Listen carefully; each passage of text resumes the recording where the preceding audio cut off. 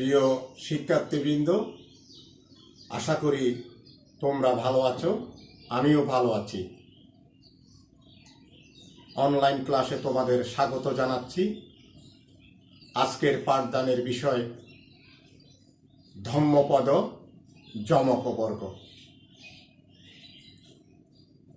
BA pass course প্রথম বর্ষে পালি দ্বিতীয় পত্র ধম্মপদ যমক বর্গ থেকে এটা নেওয়া হয়েছে। তাহলে এসো আজ আমরা ধম্মপদ যমক বর্গ নিয়ে আলোচনা করি।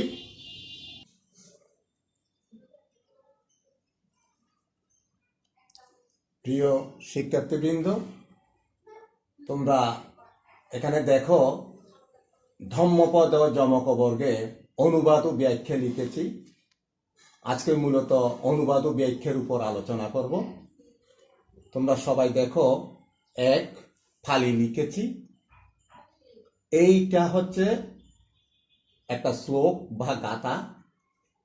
এই পালি বাংলার মাধ্যমে অনুবাদ করে দেখানো হচ্ছে। আমি তোমাদের উচ্চারণ করছি, উচ্চারণ করে দেখাচ্ছি। তোমরা সবাই দেখো কি বলা হচ্ছে।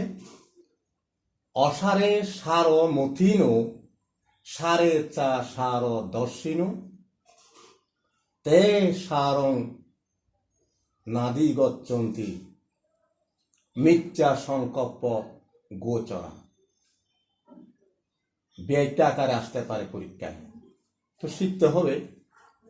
এটা বাংলা লিখলে হয়ে যায় যেমন অসারে সারমথিনু, যারা অসার বস্তুকে সার,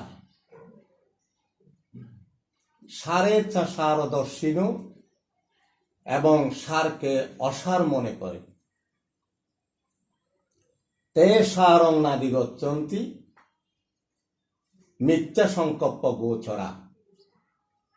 মিথ্যা সংকল্প গোচরা সেই মিথ্যা কল্পনা বিলাসীরা তে সারং নাদি গচ্ছন্তি প্রকৃত সারবস্তু লাভ করতে পারে না। এটা হচ্ছে এই যে পালি দেয়া হয়েছে, এটার বাংলা আমরা আমাদের জীবনে অনেক সময় মিথ্যাকে সত্য মনে করি, সত্যকে মিথ্যা মনে করি অজ্ঞানতার দ্বারা। তো সেই জন্য সত্য মিথ্যা হতে পারে না, মিথ্যা কখনো সত্য হতে পারে না। সেই জন্য সার আর অসার, সত্য মিথ্যা।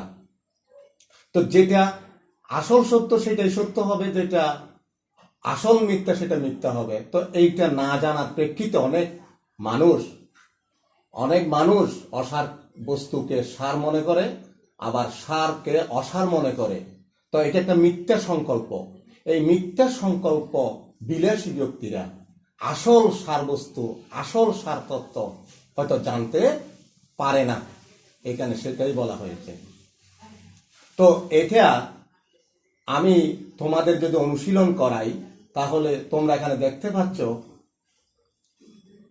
আবার লেখা হয়েছে পালি সারঞ্চ সারত ইয়ত্তা, অসারঞ্চ অসারত তে সারং অধিগচ্ছন্তি সম্মা সংকল্প গোচরা। তো এটা বাংলা লিখে দেয়া হয় নাই, তো বুঝে নিতে হবে।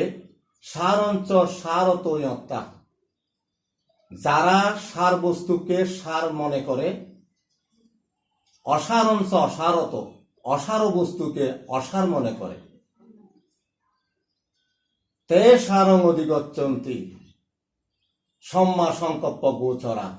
এই সম্মা সংকল্প গোচরা যারা সম্যক সমাধি পরায়ণ, যারা মিথ্যা কল্পনা করে না, সত্য গবেষক, তো উনারা তে সারং অধিগচ্ছন্তি, উনারাই প্রকৃত সার বস্তু লাভ করতে পারেন।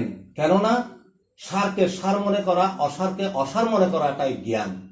সে তে সারং অধিগচ্ছন্তি সম্মা সংকল্প গোচরা, যারা সম্যক সংকল্প গবেষক, যারা মিথ্যা কল্পনায় ডুবে নাই, তারাই আসল সার বস্তু লাভ করতে পারেন। এই কথাটা এখানে বলা হয়েছে। এটা হচ্ছে অনুশীলন।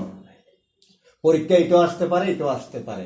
এটা যখন বাংলা তোমরা এটা বুঝে ফেলেছো, তাহলে এইটা করতেও, এটা লিখতেও কোনো সমস্যা নাই।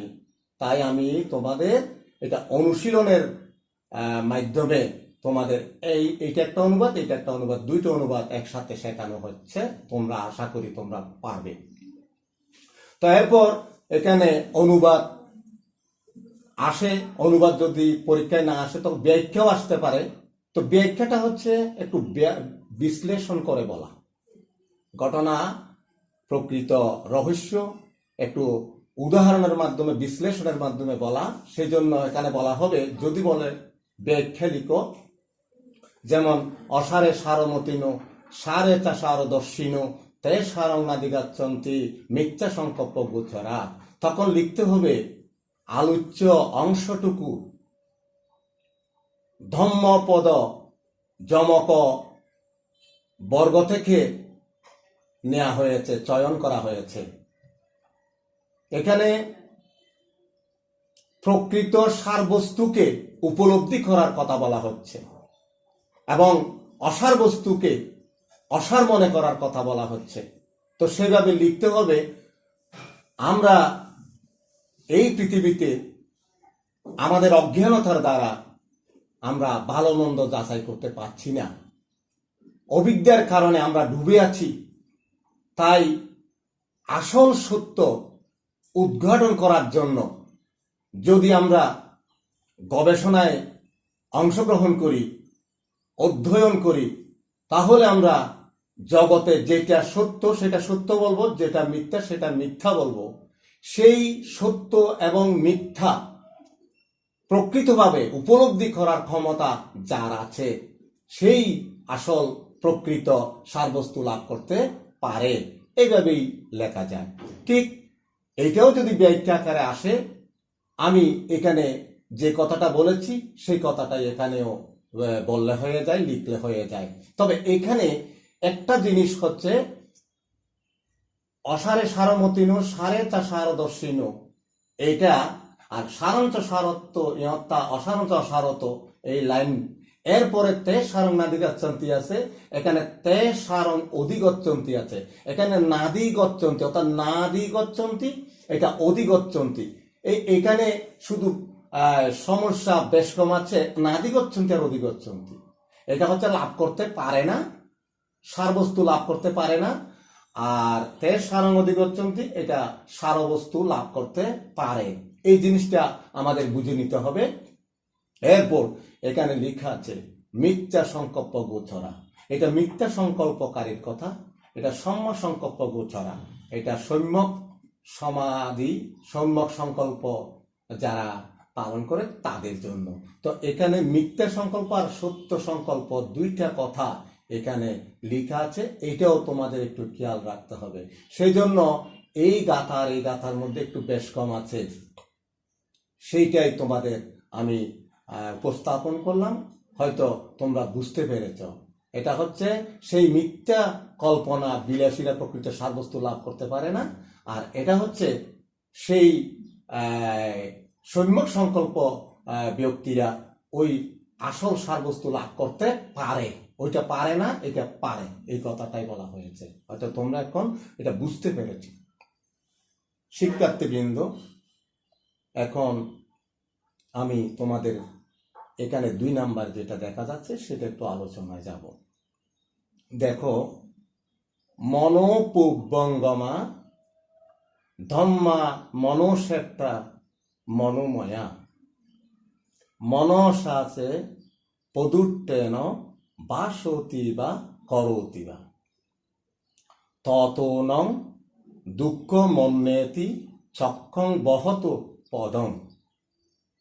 এটা পালি বাংলা লেখা আছে, তোমরা দেখতে পাচ্ছ। এটা আমি তোমাদের বলছি, তোমরা দেখো, আশা করি সহজ হবে, জানতে পারবে, বুঝতে পারবে।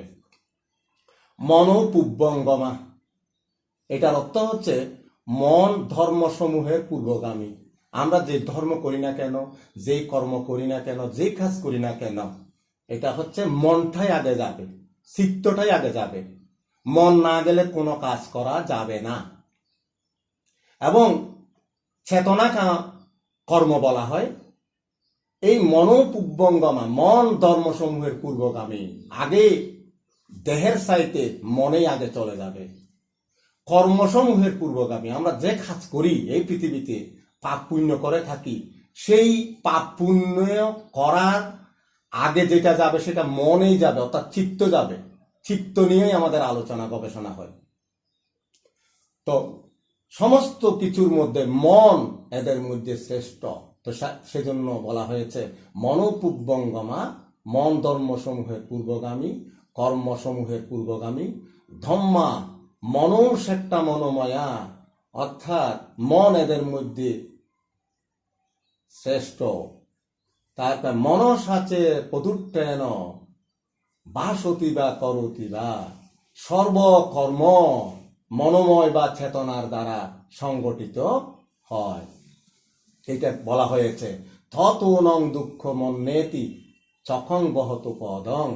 তো এখানে যদি কেউ দোষযুক্ত মনে পরের অনিষ্ট চিন্তা করে, কোনো কথা বলে কিংবা কাজ করে, তবে সকট বাহির পশ্চাদানুযায়ী চাকার ন্যায় দুঃখ তার অনুগামী হয়।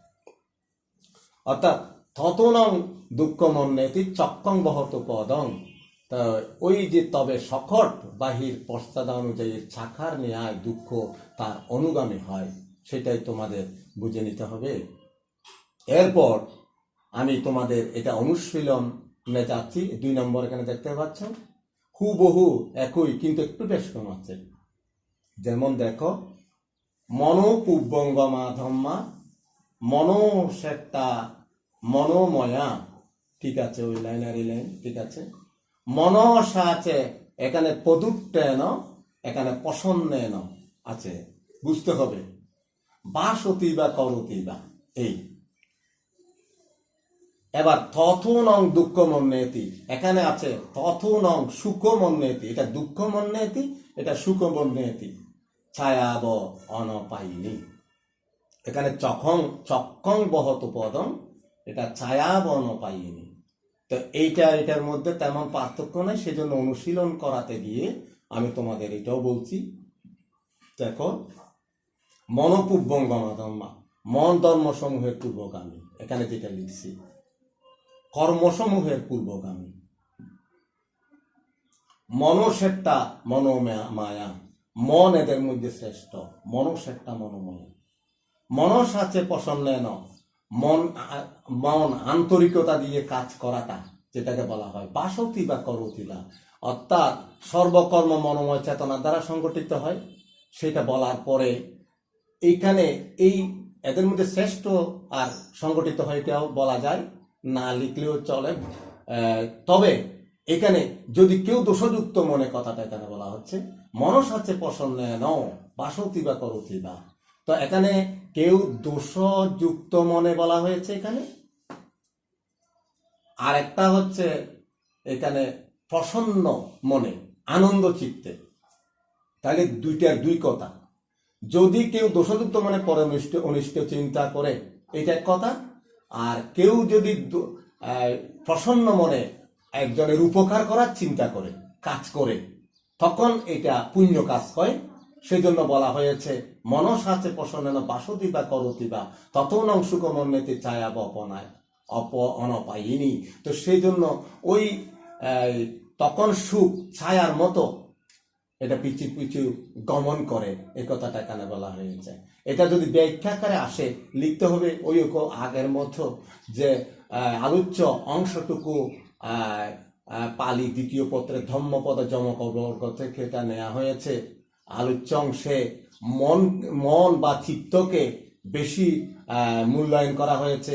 মন বা চিত্ত যে কোনো কাজে অগ্রণী ভূমিকা পালন করে, এবং ভালো মনে কাজ করলে ভালো ফল পাওয়া যায়, খারাপ মনে কাজ করলে খারাপ ফল পাওয়া যায়। অর্থাৎ পাপ পুণ্য আমরা মন দিয়েই করি। এইভাবে আরো ব্যাখ্যা বিশ্লেষণ করে এটা লেখা যায়। শিক্ষার্থীবৃন্দ, তোমরা দেখতে পাচ্ছ এটা অনুবাদও শেখা হচ্ছে, ব্যাখ্যাও শেখা হচ্ছে। সেইভাবে আমি তোমাদের অনুশীলন করাতে চেষ্টা করছি। এবার আসো 3 নাম্বার দেখা যাচ্ছে, যথাগারং দুচ্ছন্নং বুট্টি সমতি বীর্যতি এবং অভাবিতং চিত্তং রাগো সমতি বীর্যতি। এটা হচ্ছে যথাঘারং দুচ্ছন্নং, অর্থাৎ জীর্ণ গৃহে বৃষ্টি প্রবেশ করে। ভাঙা ঘরে ভাঙা বাড়িতে যদি উপরে ছাল না থাকে তাহলে অবশ্যই বৃষ্টি প্রবেশ পড়বে। তাহলে বুট্টি সমতি বীর্যতি, জীর্ণ গৃহে যেমন বৃষ্টি প্রবেশ করে, এই বুট্টি সমতি বীর্যতি বৃষ্টি প্রবেশ করে। যথাঘারং দুচ্ছন্নং, জীর্ণ গৃহে বুট্ট সমতি বীর্যতি, যেমন বৃষ্টি প্রবেশ করে বীর্যতি, এবং অভাবিতং চিত্তং রাগো সমতি বীর্যতি, সেই রকম আমরা মানুষ, আমাদের সাধনা করতে হয়, আমাদের ধ্যান করতে হয়, আমাদের ভাবনা করতে হয়। তো সেইটা যদি চিত্তের মধ্যে আমরা সাধনাবিহীন চিত্ত হয় তাহলে সেখানে কামতৃষ্ণা, ভবতৃষ্ণা, বিভবতৃষ্ণা বৃদ্ধি লাভ করে এবং এই তৃষ্ণারা অটোমেটিক্যালি প্রবেশ করে আমাদেরকে বিভিন্ন ধরনের এই পৃথিবীর বিভিন্ন রহস্য উদ্ঘাটন করা সেটা চেষ্টা করে থাকে। সেই জন্য এখানে বলা হয়েছে সব সময় নিজের চিত্তকে সব সময় ভালো একটা কাজে সমাধিস্থ করা, এটাই হচ্ছে আসল নিয়ম। তো এরপরে 3 নম্বরে এখানে লেখা আছে হুবহু, এটার সাথে এটার তেমন পার্থক্য নেই, তবে একটুখানি দেখা যাচ্ছে পার্থক্য, যে যথাধারণ সুচ্চন্নং, ও দুচ্চন্নং এর জায়গায় সুচ্চন্নং, বুট্টিন সমতি বীর্যতি, এটা এটা এখানে আছে, নাই, এখানে আছে, তা এইটাই বেশ কম। এবং শুভাবিতং চিত্তং, অভাবিতং এর জায়গায় শুভাবিতং আছে, তারপরে রাগো, এখানে নাই, এখানে আছে, এই হচ্ছে বেশ কম। যথাগারং সুচ্চন্নং বুট্টি ন সমতি বীর্যতি এবং শুভাবিতং চিত্তং রাগো ন সমতি বীর্যতি। অর্থাৎ বাংলা হবে, ওই যে জীর্ণ গৃহে যেমন বৃষ্টি প্রবেশ করে বলা হচ্ছে, এখানে বলা হবে ভালো গৃহে, সুন্দর গৃহে, মজবুত গৃহে বুট্টি ন সমতি বীর্যতি, চাল থাকলে চাল দিয়ে আর বৃষ্টি পড়ে না, অর্থাৎ ভালো গৃহে বৃষ্টি পড়ে না। তাহলে এবং শুভাবিতং চিত্তং রাগো ন সমতি বীর্যতি, তো এখানে অভাবিতং চিত্তং রাগো সমতি বীর্যতি বলেছে। তো ওই সাধনাবিহীন চিত্ত, অভাবিতং চিত্তং মানে সাধনাবিহীন চিত্ত, যেখানে কামতৃষ্ণা, ভবতৃষ্ণা, বিভবতৃষ্ণা উৎপন্ন হবে। কিন্তু শুভাবিতং চিত্তং, যেটা এখানে কামতৃষ্ণা, ভবতৃষ্ণা, বিভবতৃষ্ণা 3 প্রকারের তৃষ্ণা ক্ষয় করা হবে এবং অরহত্ত্ব লাভ করা হয়। তো এবং শুভাবিত চিত্তং রাগো ন সমতি বীর্যতি, এই শুভাবিতং চিত্তং অর্থাৎ এই সুন্দর চিত্তে এখানে আর কোন ধরনের কামতৃষ্ণা, ভবতৃষ্ণা, বিভবতৃষ্ণা, লোভ, দেশ, মোহ, কোন প্রকারের তৃষ্ণা এখানে ঢুকতে পারে না চিত্তের মধ্যে। চিত্ত আমাদের হৃদয়ের ভিতরে আছে এবং ওই চিত্তের ভিতরে তৃষ্ণা আছে। তো এগুলো আমি অনেক সময় আলোচনা করে থাকি, আজকে শুধু অনুবাদ আর ব্যাখ্যা আলোচনা করছি, সেজন্য অনুবাদের মধ্যে আমি সীমাবদ্ধ রাখছি। তো দেখো তোমরা এখন, আমি যদি ব্যাখ্যা আলোচনা করি, লিখতে হবে আলোচ্য অংশটুকু পালি দ্বিতীয় প্রত্যয়ের ধর্মপদ যম্মক বর্গ থেকে নেওয়া হয়েছে। তারপরে ওই যে সাধনাবিহীন চিত্ত, যেমন মানুষের কামতৃষ্ণা, ভবতৃষ্ণা, বিভবতৃষ্ণা বৃদ্ধি লাভ করায়, তদ্রূপভাবে যদি কামতৃষ্ণা, ভবতৃষ্ণা, বিভবতৃষ্ণা এগুলো আমাদের মধ্যে না থাকে তাহলে আমরা অরহত্ত্ব ফল লাভ করতে পারবো, মার্গফল লাভ করতে পারবো, সেই কথাটাই এখানে বলা হচ্ছে। অর্থাৎ সাধনাবিহীন চিত্তের কোনো মূল্য নেই। সাধনাবিহীন চিত্তে যে কোনো সময় বিভিন্ন ধরনের তৃষ্ণা এসে এই 31 প্রকার লোকভূমির মধ্যে পাপ পুণ্য করে এখানে ঘুরে ঘুরে থাকতে হবে। তো সেই জন্য এখানে ওই যে এখানে লেখা হয়েছে অনুশীলন 3-এ এইটাও দেয়া হয়েছে, দুইটা মিলেই আসলে ব্যাখ্যা একটু ওই নয় হয়, এইভাবে মিলে এটা নিজের জ্ঞানের মধ্যে এটা লিখতে হয়। শিক্ষার্থীবৃন্দ, আমি এখন 4 নম্বরে আসতেছি। এখানে লেখা হয়েছে অক্ষুচিমং অবদিমং অজিনিমং অহুসীমে এচতং উপনয় হন্তি বেরং তেসং ন সম্মতি। এইটা আর বাংলা হবে, বলতে অক্ষুচিমং আমাকে আক্রোশ করলো, অবদিমং আমাকে প্রহার করলো, অজিনিমং আমাকে জয় করলো, অহাসীমে কিংবা আমার সম্পত্তি অপহরণ করলো, এচতং উপনয়হন্তি বেরং তেসং ন সম্মতি। যারা এচতং উপনয়হন্তি, যারা এরূপ চিন্তা পোষণ করে, তাদের বেরং তং তেসং ন সম্মতি, তাদের শত্রুতার উপশম কখনো হয় না। এটা তোমাদের জানতে হবে।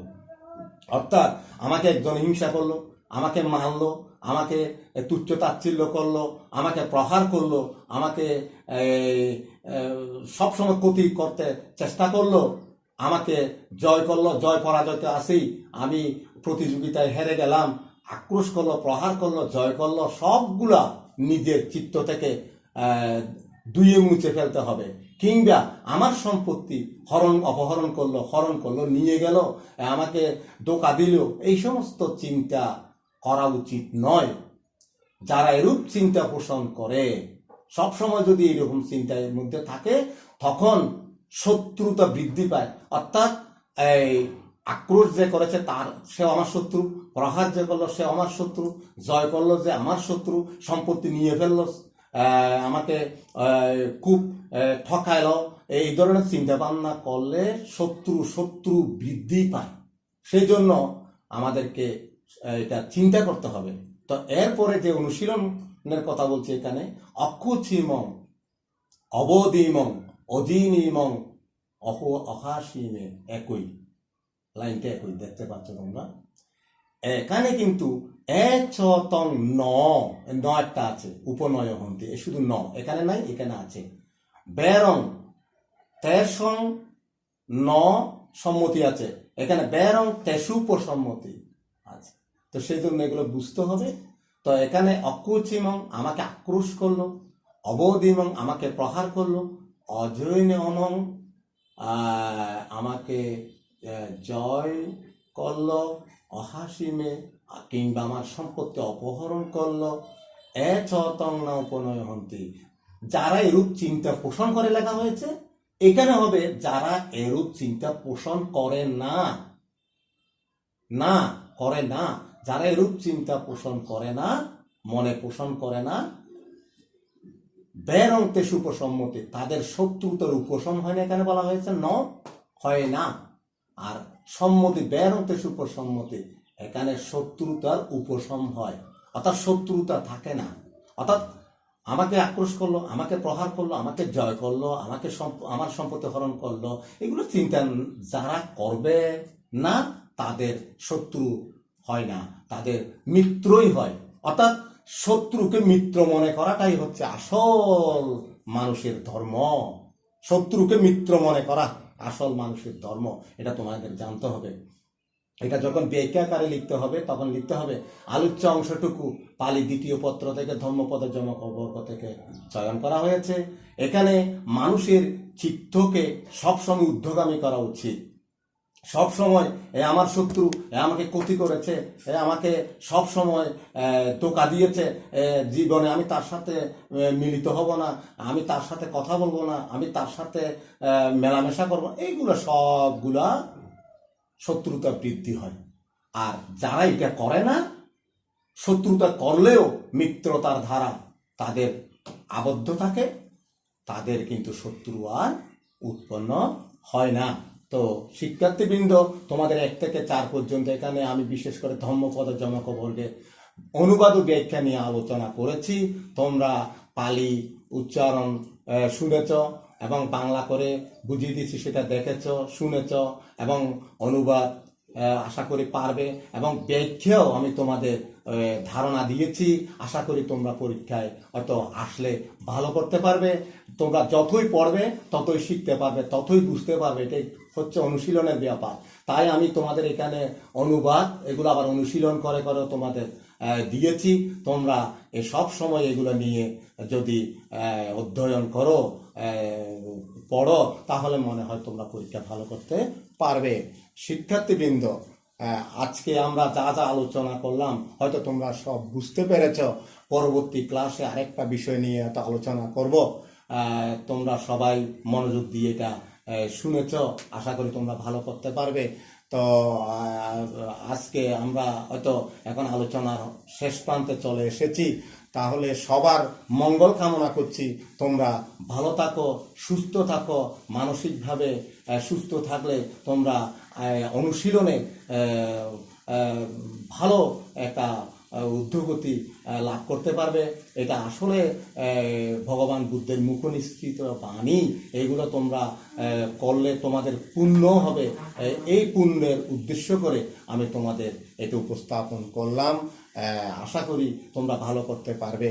তাহলে শিক্ষার্থীবৃন্দ, আজকের আলোচনা এখানেই আমি শেষ করছি। তোমরা সুস্থ থাকো।